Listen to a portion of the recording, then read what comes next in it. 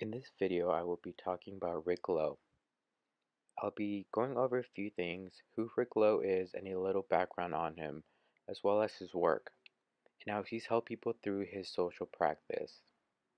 Lowe was born in the state of Alabama in the year 1961. In his young adult years, Lowe was trained as a landscape painter.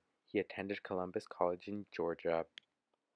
After he moved to Houston in 1985, in Houston he worked with installation. Lowe studied with one of his favorite artists, John Biggers, at the Texas Southern University, according to Wikipedia. Rick Lowe would not be your traditional artist. He doesn't use canvases and paint, instead he uses communities and houses.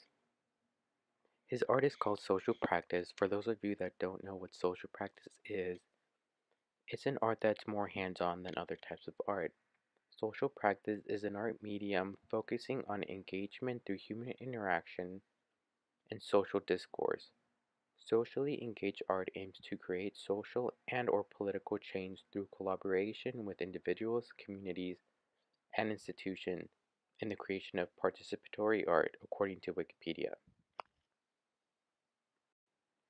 So what are the main ideas and driving force behind the artwork? Rick Lowe has put a lot of thought into his work.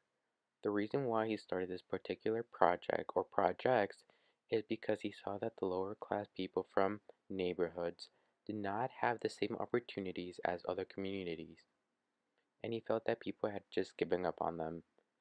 So he decided to make more activities and create opportunities to keep people off the streets. One way to keep people off the streets is by getting them involved in projects and activities that will take their minds off their daily lives. One thing that his project row houses were used for was to showcase the art of people in the community, according to Artist Talk in a YouTube video. Rick Lowe has a few project row houses, including the Watts House project in Los Angeles, a post-Katrina rebuilding effort in New Orleans, and most recently a community market in a densely populated immigrated neighborhood in North Dallas. The Watts House project in Los Angeles is an artist-driven neighborhood. The Watts Towers area residents employ art as an economic and community development engine to promote and enhance the quality of residential life in the neighborhood of Los Angeles. To revitalize the neighborhood and reimagine the environment through community involvement and functional and creative housing renovations. Another project that Rick Lowe worked on was the post-Katrina hurricane in New Orleans. He helped rebuild homes for people that could not afford to rebuild their own homes, and he just really helped the people of New Orleans get back on their feet. Rick Lowe was known for the Houston Project row houses. That's what really brought him to the spotlight. Rick Lowe and some of the people he was working with, some of the artists, purchased a group of 22 shotgun houses across 2 blocks that were built in the 1930s, and by the 1990s were in poor condition. Some people said that the 22 shotgun homes that were originally used as rentals were previously ruled by drugs. Rick Lowe and the people helping him with the project had some money given to them by the Grand Foundation, so they used the money funds from the foundation to restore the houses. The sponsor, Chevron, renovated the outside of several shotgun houses, which was very generous of them to do, and they had volunteers numbering in the hundreds, and they would fortify porches and remove trash. Several individuals and family from the area and one local church were allowed to live in the individual houses, and the houses were first opened in 1994. Ever since then, since 2009, the Project Row Houses campus now has about 40 properties. Since then, some houses have art exhibitions and some houses provide housing. space for resident artists. According to Miranda Carolina, in How the Art of Social Practice is Changing the World, One Row House at a Time, some of the Rick Lowe identifying qualities is that he chooses low-income communities and then transforms a house or more like houses into residential homes, theaters, art galleries for community artists to showcase their art. If we look at the three projects in New Orleans, Los Angeles, and Houston, he did these things for them. In the Houston project, he allowed singles mothers to stay in the houses for years so they could focus on themselves and would be able to improve their living situation. And for some of the houses, he made them into art galleries.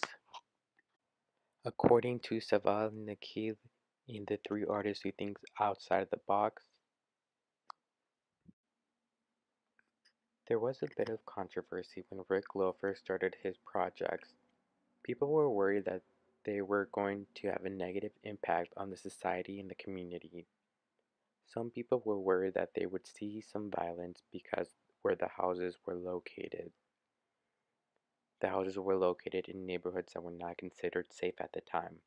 According to Saval Nakil in The Three Artists Who Think Outside the Box, and Davis Ben, A Critique of Social Practice Art. The one field of study that would connect to Rick Lowe's projects would be sociology. Sociology would be considered the study of the structure and human interactions in a functioning society. This would be the closest field of study due to the fact that Rick Lowe goes into communities and neighborhoods and works with them. There's a lot of things that I find absolutely interesting about Rick Lowe, especially his work. Um, but something that really caught my eye is that Rick Lowe takes something that is unwanted or maybe looked over by some people, for example, the houses, then transformed these houses into something wonderful that can be used by the whole community. How he transforms like the houses into art galleries or places so people can stay. He decides to be part of the solution and actually tries to change something for the better. I feel like a lot of the artists create paintings to show what's wrong with society at the time, but they don't do anything to actually change it.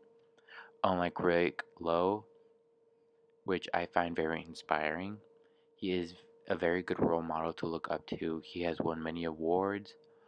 One was a MacArthur Foundation Award because he helped so many people, and it doesn't look like he's stopping anytime soon. He has also encouraged people to go out and work on their own neighborhoods and communities.